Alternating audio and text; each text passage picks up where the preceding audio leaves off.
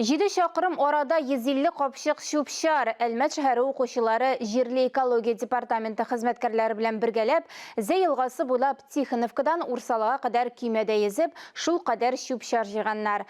Активистлар елғада езу сезонын май беремлердінде уғашқан. Бұл юлы 2 дистеге яқын оқушы яңа катамараннарда езерге шықты. Культурно отдыхали прям. Кімге ял, әкімге іш. Әлмәт экологлары оқушыларының каникуллары башланган шук, елга ярын җыештыруга керешә.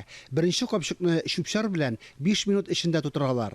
Көймәләрдә җыештыру сезонын экологлар биек җиңү көне алдыннан ача. Ул чакта көймәләр дә аз була. Өмәдә экология департаменты хезмәткәрләре катнаша. Соединяются они таким образом и крепятся болтами. Но если болта нет, то всегда можно применить скотч. А это безопасно? Конечно. Что здесь может быть безопаснее скотча? Өмәләрдә алыштыргысыз катнашучыларның берсе Илья Ярославлев. Ул Олимп клубын җитәкли. Эксперт буларак, яңа йөзү техникасының җиңелрәк, ныграк булуын әйтә.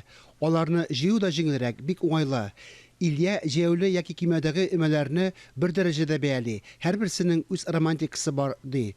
Өстәвенә эколог дуслары кызыклы маршрутлар әзерләгән. Очень замусоренный. Мусора хватит на всех. Елга ярлары бик шүпләнгән. Шүпшар җыю бөтен кешегә җитә. Безнең юлда 2 нефть объекты бар. Димәк, шүп күп. 4 яңа көймә коткару жилетлары эшлемнар. Булар барысы да нефтчеләр грантына сатып алынган.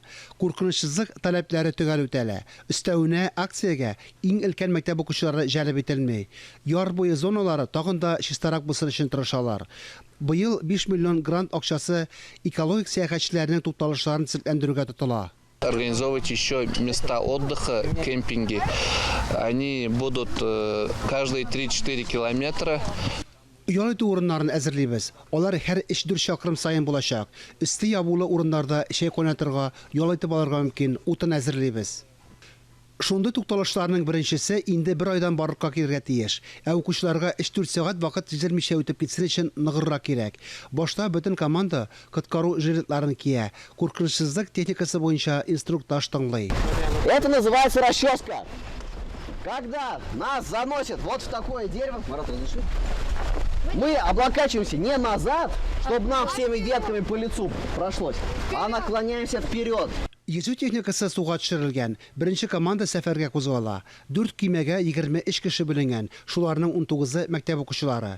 Үзләре белән су запасы, шүп капчыклары бар. Беренче шүпшарны инде 100 метр барга чук табып алалар. Экологлар үз ярдәмчеләрен маршрут дәвамында сата бара.